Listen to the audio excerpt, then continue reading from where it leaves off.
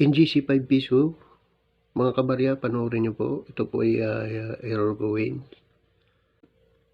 Para malaman natin po kung bakit nagkaroon ng error yung ganitong barya. Kaya panoorin nyo po.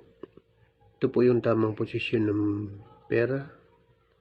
Ito po yung Republika ng Pilipinas. 2018, 5 piso. Ito po ay NGC. So panoorin nyo mga kabarya. Babalik na rin ko yung pera. Walang kukurap. Ayan na. Ayan mga kabarya. Ito dapat ang tayabak. Nandito yun sa baba. Ito yung Bangko Sentral. Dito dapat yun. Sa kanan. Yan. Yan. Tingnan nyo mga kabarya yan. Baliktad. Ito po yung tinatawag na day-rotating 12 o'clock position. Ito po yung normal na 5 piso po. Ito. Yan. Kapag binaliktad mo po ito.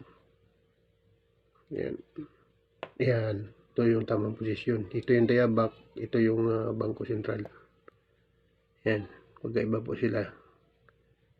Yan po. Yan. Ito yung tamang posisyon. Yan. Yan po. Yan. So, ito po. Palayo. Kabaliktad po. Yan. Ito yung tayabak sa ibabaw. Nandito yung Bangko Sentral. Dapat dito po yung tayabak sa baba. Yan po. Yan. Diba po? Rotating.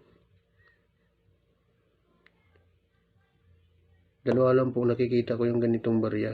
Isa yung naka-upload na nakita ko nito po sa Facebook rin po. Yan.